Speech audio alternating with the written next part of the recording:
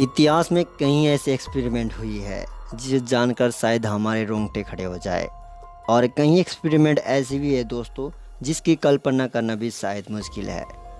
लेकिन क्या करें, साइंस है कि मानता नहीं, क्योंकि साइंस प्रैक्टिकल चीज़ों पर ज़्यादा बिलीव करता है और थ्योरेटिकली कम, जिस वजह से अनेकों एक्सपेरिमेंट ये करता रहता है और अनेकों खतरनाक घटनाएं सामने आती है। दोस्तों, एक साइंटिस्ट जिसने कुदरती नियमों को चुनौती देने में कोई कसर नहीं छोड़ी और मरे हुए जीव को फिर से जिंदा कर पूरी साइंस को ये सोचने पर मजबूर कर दिया था।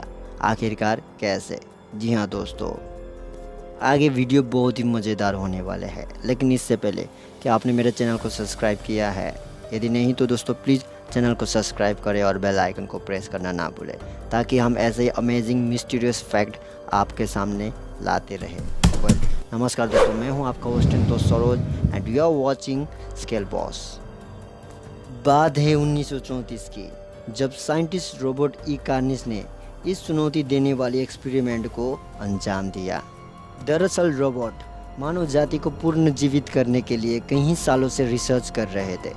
उनको ये लगता था कि मानव जाति भी इमॉर्टल हो सकता है, मरे हुए व्यक्ति को फिर से जिंदा किया जा सकता है।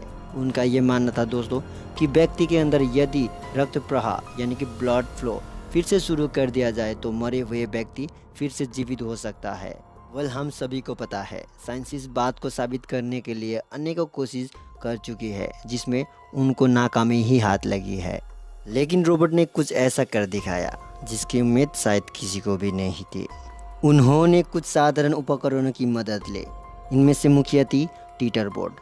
ये देखने में आम शीशा बोर्ड जैसी ही होती है। एक्सपेरिमेंट के दौरान रोबोट लाश को टीटर बोर्ड पर लिटाकर जोर जोर से लाश को घुमाया करते थे, जिसमें से शरीर के अंदर रक्त प्रवाह वापस शुरू किया जा सके। इसके अलावा और भी कहीं मेडिकल टेक्निक को काम में लगाया गया, लेकिन असफलता ही हाथ लगी। रोबोट बहुत ही निराश हो गए, लेकिन उन्होंने और एक तरकीब लगाई। इस बार ये एक्सपेरिमेंट इंसानों पर नहीं बल्कि जानवरों के ऊपर किया गया, और इस एक्सपेरिमेंट में दोस्तों 5 कुत्ते का इस्तेमाल किया गया।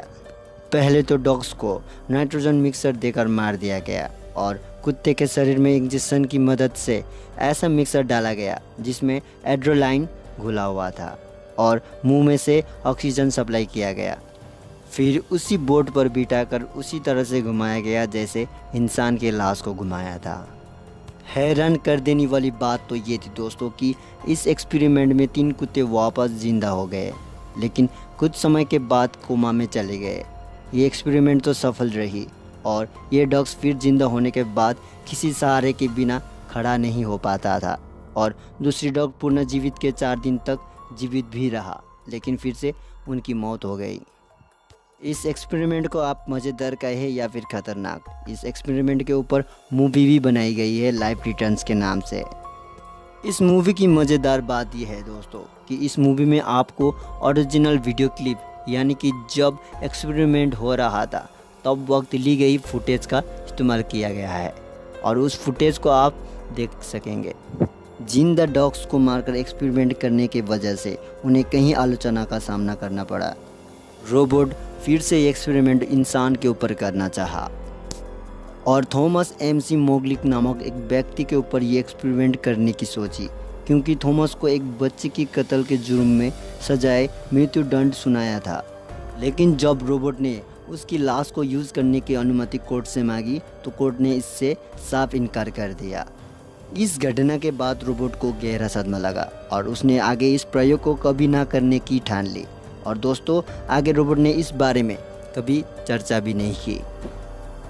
जरा सोचिए क्या होता अगर रोबोट की एक्सपेरिमेंट सफल होती।